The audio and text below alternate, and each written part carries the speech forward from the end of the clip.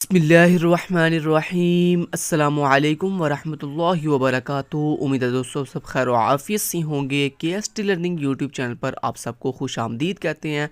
आज के अपने इस वीडियो के अंदर हम आपको CS 301 यानी डाटा स्ट्रक्चर्स एंड एल्गोरिदम के मिड टर्म की preparation complete A to Z करवाएंगे और इंशाल्लाह इस वीडियो को वॉच करने के बाद आपकी बहुत अच्छी 100% जो CS 301 की प्रिपरेशन है मिड टर्म फॉल 2023 की वो हो जाएगी। सबसे पहले दोस्तों मैं यहाँ पे एक पॉइंट क्लियर करना चाहता हूँ। जो लोग ये समझते हैं कि वो सिर्फ पास्ट पेपर कवर करने के बाद जो है उनकी अच्छी प्रिपरेशन हो जाएगी, तो वो बहुत ही गलत समझते हैं। या वो जिन लोगों ने उनको ये गाइड किया वो लोग भी डफर हैं और उन्होंने आपको भी गलत गाइड किया है। क्योंकि ये बात याद रखिए, कभी भी आप सिर्फ पास पेपर पर मुनहसिर होकर कभी भी उन पर डिपेंड कर 100% मार्क्स या अच्छे मार्क्स गेन नहीं कर सकते।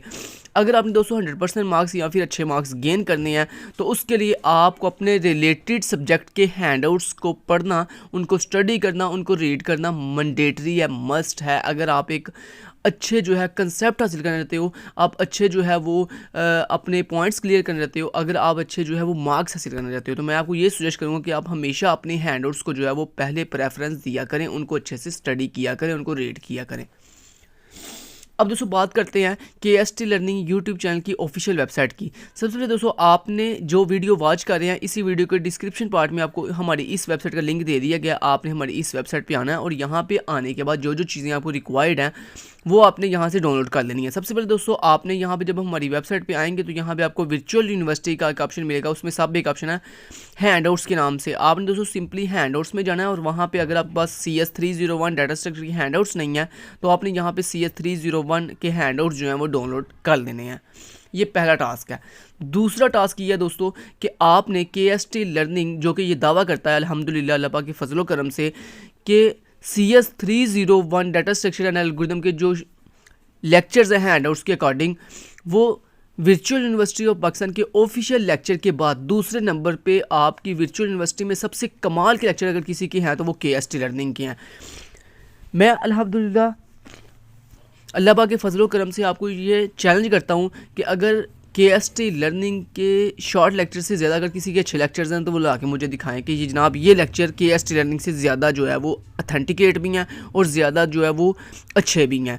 लेकिन अल्हम्दुलिल्लाह KST लर्निंग आपको ये आज भी ये कहता है कि अल्हम्दुलिल्लाह 10 साल बाद भी वर्चुअल यूनिवर्सिटी के ऑफिशियल लेक्चर के बाद दूसरे नंबर पे सबसे कमाल के लेक्चर KST लर्निंग के होंगे। सो आपको ये सजेस्ट किया जाता है कि आप हैंडआउट्स को डाउनलोड करने के बाद KST लर्निंग के जो ऑफिशियल यूट्यूब चैनल के ऊपर प्लेलिस्ट अपलोड की गई है शॉर्ट लेक्चर्स की, उसको वॉच करें। वो वॉच करने के लिए आपने क्या करना है, आपने हमारी इस वेबसाइट के अंदर वर्चुअल यूनिवर्सिटी वाले ऑप्शन के अंदर शॉर्ट लेक्चर्स वाले ऑप्शन पे जाना है और यहाँ पे जाने के बाद दोस्तों आपको एक लिंक मिल रहा है CS 301 short lectures playlist, click here. आपने यहाँ पे क्लिक करना है और CS 301 की हमारी शॉर्ट लेक्चर्स की जो प्ले लिस्ट है उसमें जाकर पहले 18 लेक्चर मिड टर्म के लिए अच्छे से रेडी कर लेने हैं A to Z। और आपको इंशाल्लाह मैं ये गारंटी देता हूँ कि अगर आप मेरे CS 301 की प्लेलिस्ट में लेक्चर नंबर 1 से लेकर लेक्चर नंबर 18 तक पहले 18 लेक्चर अच्छे से प्रिपेयर कर लेंगे तो मैं आपको ये गारंटी देता हूँ कि इंशाल्लाह आप 100/100 मार्क्स जो है वो मिड टर्म के अंदर भी गेन करेंगे और फाइनल टर्म के अंदर भी इंशाल्लाह हमारी प्लेलिस्ट को प्रिपेयर करने के बाद 100% मार्क्स जो है वो गेन करेंगे। 4.4 GPA आप जो है वो हासिल करके आएंगे, 4.0 GPA जो है वो आप हासिल करेंगे इस सब्जेक्ट के अंदर। अब दोस्तों बात कर लेते हैं पास्ट पेपर की कि जब आप CS 301 की प्रिपरेशन कर लोगे हमारी प्लेलिस्ट से, उसके बाद आपने पास्ट पेपर क्या कवर करने हैं या नहीं करने। दोस्तों पास्ट पेपर का फ़ायदा सिर्फ इतना होता है कि एक तो आपको ये आइडिया हो जाता है कि सर किस तरह के क्वेश्चन पूछते हैं, दूसरा आपका कोई 20 से 25% पेपर जो है वो पास्ट पेपर में से भी पूछा जाता है। इसलिए आपको ये दो बेनिफिट होने की वजह से मैं आपको ये सजेस्ट करूँगा कि जब आप CS 301 की हमारे 18 लेक्चर्स अच्छे से कवर कर लेंगे उसके बाद दोस्तों आपने हमारी इस वेबसाइट पर आना है और यहाँ पर वर्चुअल यूनिवर्सिटी वाले ऑप्शन के अंदर पास्ट पेपर के अंदर मिड टर्म वाले ऑप्शन के ऊपर आपने चले जाना है। यहाँ पे दोस्तों जाने के बाद आपको दिखाई दे रहा है यहाँ पे मुआज के भी पेपर अवेलेबल हैं, सिंधु के भी, अरसलान के भी, सारे यहाँ पे आपको मिड टर्म के पास्ट पेपर जो हैं वो हर तरह के अवेलेबल हैं। आप यहाँ पे जो से ऑप्शन आपको चाहिए वो आप वाले उस ऑप्शन पे जाकर CS 301 के पास्ट मिड टर्म के पेपर जो है वो डाउनलोड कर सकते हैं, MCQs टाइप भी और सब्जेक्टिव टाइप भी। ठीक है, तो ये हो गए आपकी पास्ट पेपर की बात। अब चलते हैं और देखते हैं कि हमने कौन कौन से वो टॉपिक्स हैं जो कवर करने हैं ताकि हम अपने मार्क्स जो हैं वो अच्छे से गेन कर सकें दोस्तों। लेकिन ये बात याद रखिएगा ये जो टॉपिक बताने जा रहा हूँ ये उन स्टूडेंट्स के लिए है जो ये कहते हैं कि जनाब हमें बिल्कुल प्रिपरेशन नहीं है, हमें बिल्कुल तैयारी नहीं है, हमने फिर भी बहुत अच्छे मार्क्स गेन करनी है, तो ये वीडियो उन दोस्तों के लिए है। लेकिन अगर आपने 100/100 मार्क्स गेन करने हैं तो फिर तो आपको हमारे 18 शॉर्ट लेक्चर जो हैं वो प्रिपेयर अच्छे से करने पड़ेंगे। तो चले बढ़ते हैं और ये बताता हूँ कि आपके CS 301 में कौन कौन से टॉपिक जो हैं वो ज़्यादा इंपॉर्टेंट हैं, जिन पे आपने ज़्यादा फोकस करना है। सबसे पहले दोस्तों अगर हम लेक्चर नंबर 1 की बात करें तो यहाँ पे देखें, सबसे पहले ये एक बात बहुत इंपॉर्टेंट है, ये MCQs के लिहाज से भी इंपॉर्टेंट है। तो data structure help us to organise the data in the computer, कहता है जनाब डाटा स्ट्रक्चर जो होता है वो हमें हेल्प करता है हमारे कंप्यूटर के अंदर हमारे जो डाटा होता है उसको ऑर्गेनाइज करने के लिए। अब ये डाटा क्या होता है दोस्तों, रॉ फैक्ट्स एंड फिगर्स जो होती है ना आपके पास, उसको डाटा कहते हैं। लेट्स से आपके पास कोई भी एक वैल्यू है जिसका कोई मीनिंग नहीं बन रहा, जैसे अली, इससे कोई मीनिंग नहीं है, ये एक डाटा है। जैसे 10, इससे कोई मीनिंग नहीं है, ये एक डाटा है। लाहौर, इससे कोई मीनिंग नहीं है, ये एक डाटा है। तो यानी आपकी जो एक ऐसा रॉ फैक्ट्स एंड फिगर्स जिनका कोई मतलब ना बन रहा हो, उसको दोस्तों उसको हम कहते हैं डाटा। और अपने डाटा को कंप्यूटर के अंदर ऑर्गेनाइज करने के लिए हमें हेल्प करता है data structure, resulting in more efficient program. और ये हमें बहुत अच्छा प्रोग्राम जो है, बहुत इफेक्टिव रिजल्ट जो है वो एफिशिएंट जो रिजल्ट है वो प्रोवाइड करता है data structure. And efficient program execute faster and help minimise the usage of resources like memory and disk. और कहता है जो हमारे पास एफिशिएंट प्रोग्राम हमें डाटा स्ट्रक्चर प्रोवाइड करता है, वो एफिशिएंट प्रोग्राम का फ़ायदा में ये होता है कि जब वो एग्जीक्यूट होता है तो वो बहुत ही फास्ट एग्जीक्यूट होता है, एक चीज़। दूसरी चीज़ ये कि वो हमारे रिसोर्सेज बहुत ही कम यूटिलाइज करता है, लाइक मेमोरी, लाइक डिस्क।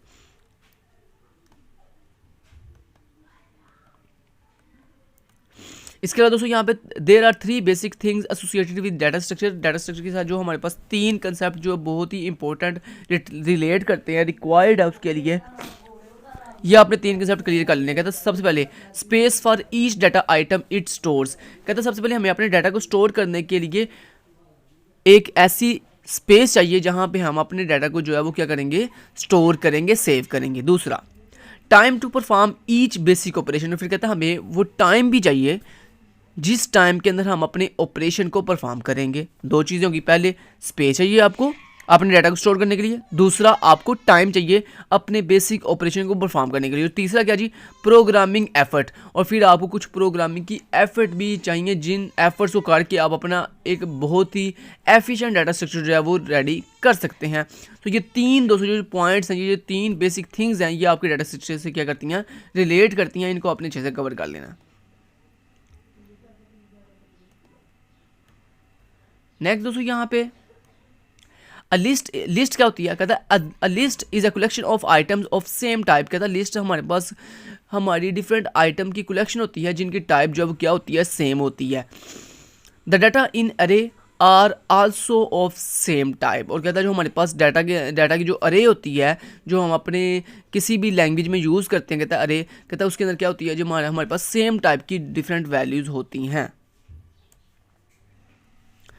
उसके बाद दोस्तों यहाँ पे एक टेबल है और इस टेबल के अंदर कुछ ऑपरेशंस के नेम दिए गए हैं, create list, copy, clear, insert, remove. ये डिफरेंट जो ऑपरेशन के नेम है, इन ऑपरेशन के नेम को आपने अच्छे से एक दफ़ा रीड कर लेना है। और उसके बाद ये इनकी क्या मतलब ये इनका वर्किंग क्या है। जैसे क्रिएट लिस्ट क्या करता है, क्रिएट अ न्यू लिस्ट, कि ये एक न्यू लिस्ट क्रिएट कर देता है। कॉपी करता है, set one list to be a copy of another, मतलब एक लिस्ट की वैल्यूज़ को दूसरी लिस्ट में कॉपी करता है। तो बेसिकली ये आपने जो चैप्टर नंबर 1 के अंदर ये डिफरेंट ऑपरेशन के नाम और इनकी अब वर्किंग, ये आपने बस एक दफ़ा स्टडी कर लेना है, आपको पता होना चाहिए। ये आपको MCQs में पूछा जा सकता है किसी भी ऑपरेशन के बारे में कि ये ऑपरेशन क्या करता है। इसके अलावा दोस्तों यहाँ पे चैप्टर नंबर 1 के लास्ट पे कुछ फंक्शंस हैं, ठीक है, ये 4 फंक्शंस हैं। इन 4 फंक्शन की आगे डिस्क्रिप्शन में लिखी हुई है, तो आपने ये भी इनको भी स्टडी कर लेना कि ये स्टार्ट फंक्शन क्या करता है, टेल फंक्शन क्या करता है, नेक्स्ट फंक्शन क्या करता है और बैक फंक्शन क्या करता है। इनको भी एक दफ़ा स्टडी कर लीजिएगा, ये भी MCQs के लिए ऐसे इंपॉर्टेंट है। नेक्स्ट चैप्टर नंबर 2, अब बात करते हैं दोस्तों मेन टॉपिक्स की। चैप्टर नंबर 1 में जो चीज़ें इंपॉर्टेंट थी वो मैं आपको बता चुका हूँ ऑलरेडी। अब चैप्टर नंबर 2 के अंदर दोस्तों सबसे पहले आपको लिस्ट की इंप्लीमेंटेशन का पता हो अच्छे से, जिसके अंदर आपको ऐड मेथड की डेफिनेशन आनी चाहिए, इसका कंसेप्ट पता हो। नेक्स्ट मेथड का कंसेप्ट आपको पता हो। ऐड मेथड क्या होता है, ये हमारे बेसिकली किसी भी नोड से नेक्स्ट नोड पे जाने के लिए हमारी एग्जिस्टिंग लिस्ट के अंदर कोई भी नई नोड ऐड करने के लिए हम जो है वो ऐड मेथड का इस्तेमाल करते हैं। नेक्स्ट मेथड, हम जिस नोड पे खड़े हैं उससे आगे वाली नोड पे जाने के लिए हम नेक्स्ट मेथड का इस्तेमाल करते हैं। बस ये छोटे छोटे कंसेप्ट हैं, बस आपने ऐसे करना है, रिटर्न इनको चीज़ों को रिटर्न नहीं लगाना, डिटेल नहीं इनकी करनी मजीद, बस ये जो चीज़ें बता रहा हूँ ना, हाँ जो टॉपिक ज़्यादा मोस्ट इंपॉर्टेंट होंगे लॉन्ग क्वेश्चन के लिहाज से 5 नंबर के लिहाज से वो मैं आपको बताऊंगा। लेकिन ये जो टॉपिक्स हैं ये जस्ट आपने just like a short question या एमसीक्यूज टाइप सिर्फ रेडी करने हैं। रिमूव मेथड ये करता है, कोई भी नोट रिमूव करता है। फाइंड मेथड कोई भी अगर आपने स्पेसिफिक नोट फाइंड करनी हो, सर्च करनी हो, तो उसके लिए हम ये वाला मेथड यूज़ करते हैं। इसके अलावा कुछ अदर मेथड्स भी होते हैं, लाइक हमारी लिंक लिस्ट एम्प्टी तो नहीं है ये चेक करना हो। इसके अलावा हमारी लिंक लिस्ट फुल तो नहीं हो चुकी ये चेक करना हो, उसके लिए हमारे कुछ अदर मेथड होते हैं, वो भी आपने बस शॉर्ट क्वेश्चन के पॉइंट ऑफ व्यू से रेडी कर लेने हैं। तो दोस्तों यहाँ पे हर चैप्टर के शुरू पे ये जो मैं चीज़ें हाईलाइट की हुई सिर्फ आपने यही करनी है, बाकी जिनको हाईलाइट नहीं किया वो चाहे छोड़ दें। लेकिन ये छोड़नी उस सूरत में है अगर आपने सिर्फ अच्छे मार्क्स पास करने ज़्यादा मतलब आपने 100/100 मार्क्स नहीं लेने।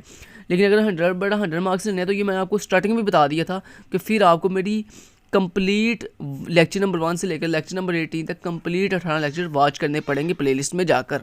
ठीक है जी, ओके जी। और ये जो आज की वीडियो है ये भी आपने तभी रेडी करनी है जब आप मेरे पहले 18 लेक्चर प्लेलिस्ट में जाके देख लेंगे। उसके बाद नेक्स्ट दोस्तों लेक्चर नंबर 2 के अंदर आपको सिर्फ लिंक लिस्ट का कंसेप्ट होना चाहिए कि what is linked list, link list होती क्या है।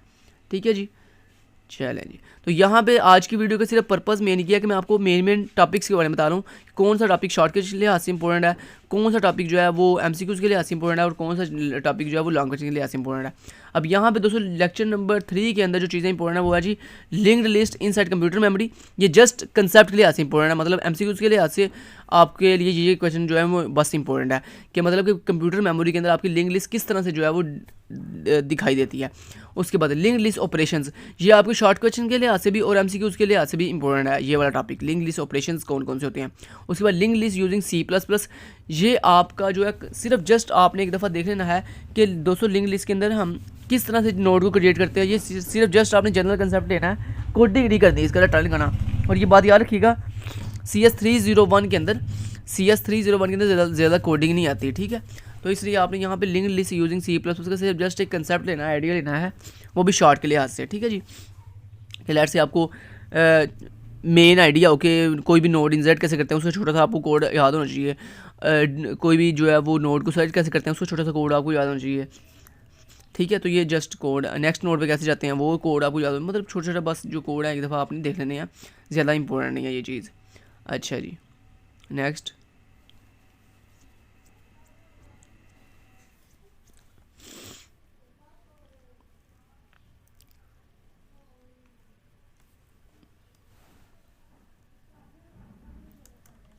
लेक्चर नंबर 4 के अंदर दोस्तों methods of link list important concept है, इसको आपने करना है।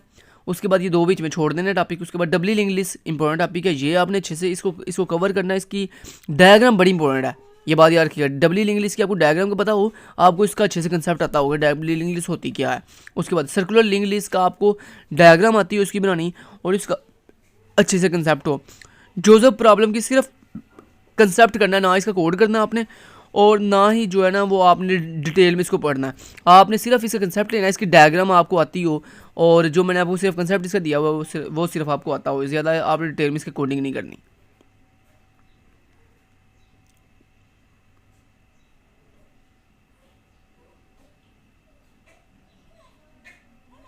जो टॉपिक बता रहा हूँ, जो कंसेप्ट बता रहा हूँ सिर्फ आपने वही करने हैं, जो नहीं बता रहा वो मतलब शॉर्ट टाइम के अंदर आपने वो छोड़ देने हैं।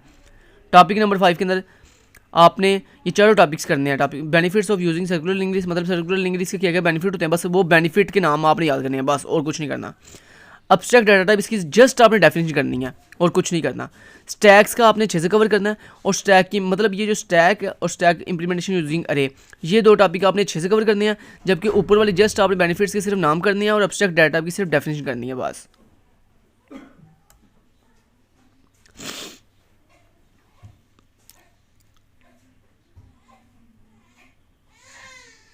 देन नेक्स्ट दोस्तों चलते हैं, अगर वीडियो को लाइक नहीं किया तो लाइक कर लीजिए।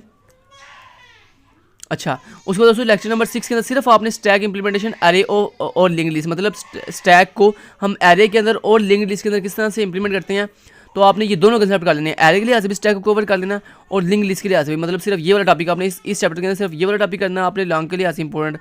और उसके बाद प्रेसिडेंस ऑफ ऑपरेटर्स, मतलब ये वाला सिर्फ आपको शॉर्ट के लिहाज से और एमसीक्यूज के लिहाज से ये वाला क्वेश्चन आपने करना है, प्रेसिडेंस ऑफ ऑपरेटर। तो मतलब इस लेक्चर के अंदर सिर्फ आपने ये दो टॉपिक करने हैं, बाकी सब छोड़ दें।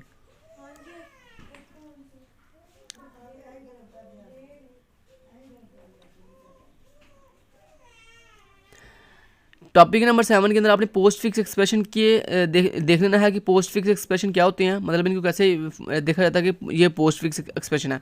इसके अलावा दोस्तों इसमें जो मोस्ट इंपॉर्टेंट जो आपको क्वेश्चन है ना इस टॉपिक के अंदर वो सिर्फ ये वाला infix to postfix conversion, कि हम अपनी इन फिक्स को पोस्ट फिक्स में कैसे कन्वर्ट कर सकते हैं। ये आपको लॉन्ग क्वेश्चन में पूछा जा सकता है ये क्वेश्चन, तो ये बड़ा इंपॉर्टेंट है। आपने लेक्चर नंबर 7 के अंदर सिर्फ ये वाला एक चाहे एक कंसेप्ट कर लें, लेकिन बहुत अच्छे से इसको कीजिएगा, ये लॉन्ग क्वेश्चन के लिहाज से भी इंपॉर्टेंट है। अगर आपने CS 610 की असाइनमेंट नंबर 1 और CS 201 की असाइनमेंट नंबर 2 हमसे बनवानी है पेड के अंदर, तो उसके लिए हमसे कॉन्टैक्ट कर सकते हैं। हम आपको जो है कंप्लीट सिस्को नेटवर्किंग का कोर्स भी करके देंगे, उसमें सर्टिफिकेट ले देंगे, हर चीज़ करके 100% आपकी असाइनमेंट का सोल्यूशन सॉल्व करके देंगे। उसमें आप हमसे पेड के अंदर जो असाइनमेंट है CS 610 की और CS 201 की उसके लिए रब्ता कर सकते हैं। लेक्चर नंबर 7 के अंदर सिर्फ दोस्तों आपने C++ के टेम्पलेट्स का सिर्फ कंसेप्ट करना है कि C++ टेम्पलेट्स क्या होते हैं, उसका कोड मैंने आपको करवाया हुआ है अपनी वीडियो शॉर्ट लेक्चर वीडियो के अंदर। तो सिर्फ आपने लेक्चर नंबर 7 के अंदर सिर्फ यही एक कंसेप्ट करना है, इसकी डेफिनेशन और इसका छोटा सा एक कोड का टेम्पलेट का कोड छोटा सा, बस ये बस आपने करना है, बाकी छोड़ दें सारा।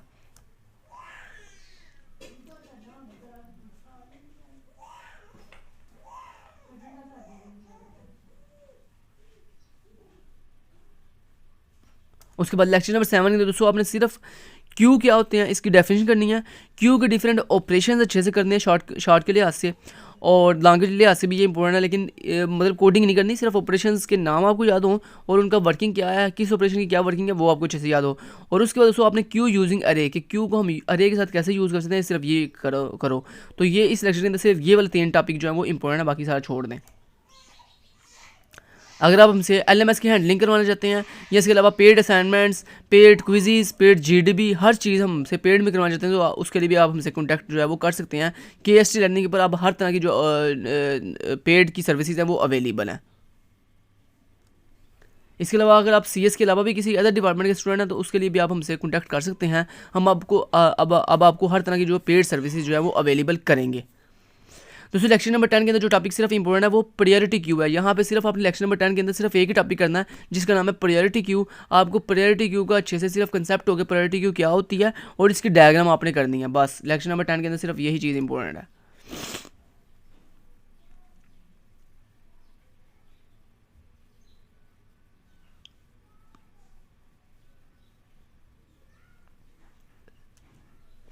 लेक्चर नंबर 11 की बात करें तो दोस्तों मोस्ट इंपॉर्टेंट लेक्चर है ये, आपने लेक्चर पूरे का पूरा करना है।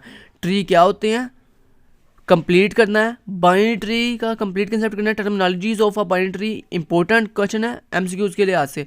स्ट्रिक्टली बाइनरी ट्री अच्छे से करना है। लेवल क्या होते हैं, कंप्लीट बाइनरी ट्री क्या होता है, level of a complete binary tree क्या होता है।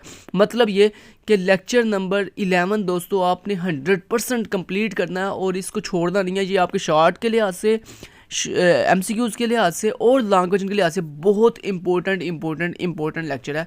सो आपने ये lecture complete A to Z करना है 100%, ठीक है जी। बहुत इंपॉर्टेंट लेक्चर है ये वाला, ये अगर आपने कर लिया तो आपके काफ़ी ज़्यादा कंसेप्ट जो है वो अच्छे से कवर हो जाएंगे और आपका काफ़ी पेपर जो है वो इसी लेक्चर में से आता है। तो ये लेक्चर आपने लेक्चर नंबर 11 और 12 या अपने मोस्टली करने हैं दोनों अच्छे से। उसके बाद दोस्तों अगर हम लेक्चर नंबर 12 की बात करें तो लेक्चर नंबर 12 में सिर्फ आपने ऑपरेशन ऑन बाइनरी ट्री कि बाइनरी ट्री के ऊपर कौन से ऑपरेशन परफॉर्म किए जाते हैं ये करने हैं और उसके बाद बाइनरी ट्री की एप्लीकेशन कौन सी है, मतलब कहाँ पे हम बाइनरी ट्री को यूज़ कर रहे हैं ये बस आपने करने हैं, बाकी सारे चाहे छोड़ दें।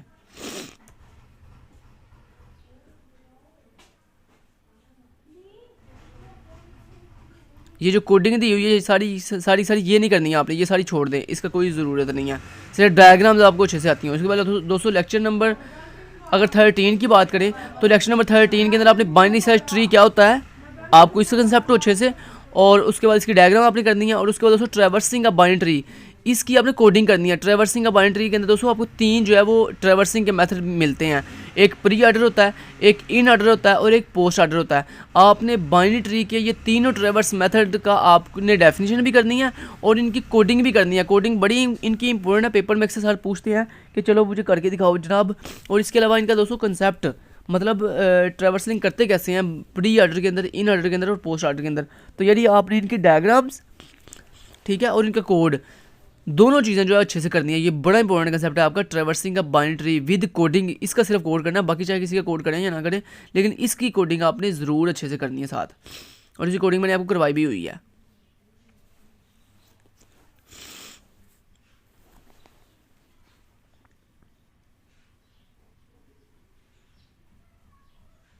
लेक्चर नंबर दोस्तों अगर हम 14 की बात करें तो लेक्चर नंबर 14 सिर्फ आपकी शॉर्ट के लिए आसे इंपॉर्टेंट है और एमसीक्यूज़ के लिए आसे। तो यहाँ पे रिकर्सिव कॉलिंग क्या होती है इसका आपको अच्छे से आइडिया और डेफिनेशन, और इसका एमसीक्यूज़। प्री ऑर्डर रिकर्सिव क्या होती है, सिर्फ definition. In order recursive definition. Non recursive traversal इसकी भी डेफिनेशन। बस मतलब ये शॉर्ट क्वेश्चन के लिहाज से और एमसीक्यूज़ के लिहाज से इंपॉर्टेंट चैप्टर है बस आपका। यहाँ पर लॉन्ग कुछ नहीं आता। लॉन्ग जो मैंने आपको बताया वो लेक्चर नंबर आपका कौन सा था भला, 11। बहुत इंपॉर्टेंट लेक्चर है। और उसके बाद यहाँ पे नेक्स्ट आपका एक इंपॉर्टेंट लेक्चर आने जा रहा है। यहाँ पे ये देखें ज़रा, लेक्चर नंबर 15। यहाँ पे दोस्तों आपको ये सारा लेक्चर बड़ा इंपॉर्टेंट है। लेक्चर नंबर 11 बहुत इंपॉर्टेंट है, और उसके बाद ये लेक्चर नंबर 15 बहुत इंपॉर्टेंट है। इसको भी आपने 100% कंप्लीट पूरे का पूरा करना है। तो अभी तक दो लेक्चर आपके मोस्ट इंपॉर्टेंट आए हैं, एक लेक्चर नंबर 11 और एक लेक्चर नंबर 15। और एक पीछे क्यू और स्टैक वाले, वो भी टॉपिक दो बड़े इंपॉर्टेंट हैं, स्टैक और क्यू। ये बार बता रहा हूँ, लेक्चर नंबर 11 लेक्चर नंबर 15 ये मोस्ट इंपॉर्टेंट है, दोनों कम्प्लीटली 100%। और पीछे जो आपने लेक्चर नंबर 7 या 6 के अंदर जो आपने क्यू और स्टैक की कंसेप्ट बताया आपको, वो भी बड़े इंपॉर्टेंट है, वो भी पेपर में आते हैं। लेक्चर नंबर 16 के अंदर दोस्तों एक ही टॉपिक इंपॉर्टेंट है, और वो है जी deleting a node in BST। मतलब बाइनरी सर्च ट्री के अंदर नोड को डिलीट करने के कितने तरीके होते हैं, वो आपने 3 तरीके होते हैं, with single children node, with 1 children node and with 2 child nodes. तो ये आपने तीनों तरीके जो है विद डायग्राम अच्छे से, जैसे मैंने समझाया हुआ शॉर्ट लेक्चर के अंदर, वैसे कंप्लीट करने हैं। बहुत इंपॉर्टेंट कंसेप्ट है लॉन्ग के लिहाज से, विद डायग्राम, ठीक है। तो आपने इनको अच्छे से करना है। बाकी ये जो इसका कोड है वो भी छोड़ दें, बाइनरी सर्च ट्री क्लास जो है ये भी छोड़ दें, मतलब ये दोनों टॉपिक छोड़ दें। सिर्फ आपने deleting a node in BST ये जो टॉपिक है ना, इसको 100% अच्छे से जो है कवर करना है, तीनों मेथड्स के साथ, ठीक है जी। डायग्राम सिर्फ उसकी करनी है, कोडिंग नहीं करनी।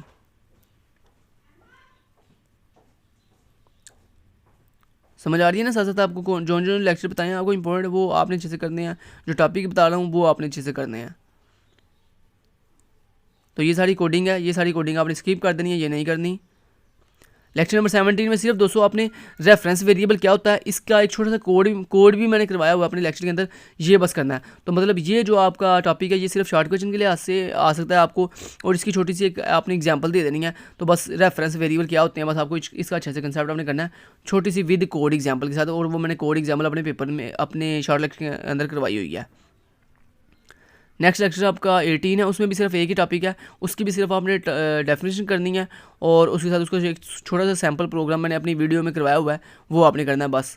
तो यहाँ पे देखें ये लेक्चर नंबर 18, और इसके अंदर जनाब कॉन्स्ट कीवर्ड क्या होता है और इसको कैसे हम जो है वो कोडिंग में यूज़ करते हैं, उसका छोटा सा मैंने प्रोग्राम करवाया हुआ है आपको अपनी प्लेलिस्ट के अंदर, वो आपने अच्छे से कर लेना है। तो दोस्तों यहाँ तक आपके 18 लेक्चर के अंदर जो टॉपिक इंपॉर्टेंट थे वो मैंने आपको बता दी हैं। जो इंपॉर्टेंट नहीं थे, जिनको मैंने हाईलाइट नहीं किया हुआ, उनको चाहे आप छोड़ दें शॉर्ट टाइम होने की वजह से।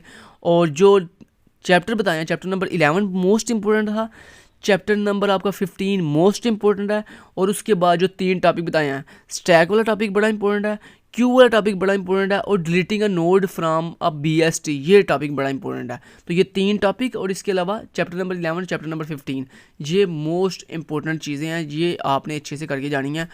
और बाकी जो चीज़ें जो रिमेनिंग बच गई हैं उनकी सिर्फ MCQs और शॉर्ट क्वेश्चन, यानी उसकी डेफिनेशन और उसकी जो डायग्राम है, बस ये चीज़ें कवर करनी है। उम्मीद करता हूँ आपको आज की हमारी ये जो हार्ड वर्किंग थी ये अच्छी लगी होगी, और इंशाल्लाह आपको मज़ा भी आया होगा कि आपको पता चला होगा कि कौन कौन से टॉपिक जो है वो इंपॉर्टेंट है, कौन कौन से लेक्चर इंपॉर्टेंट है। तो आप इंशाल्लाह हमारी वीडियो को लाइक भी करेंगे, दोस्तों में शेयर भी करेंगे, और चैनल को सब्सक्राइब भी करेंगे। Thank you so much, till then guys, take care, अल्लाह हाफिज़।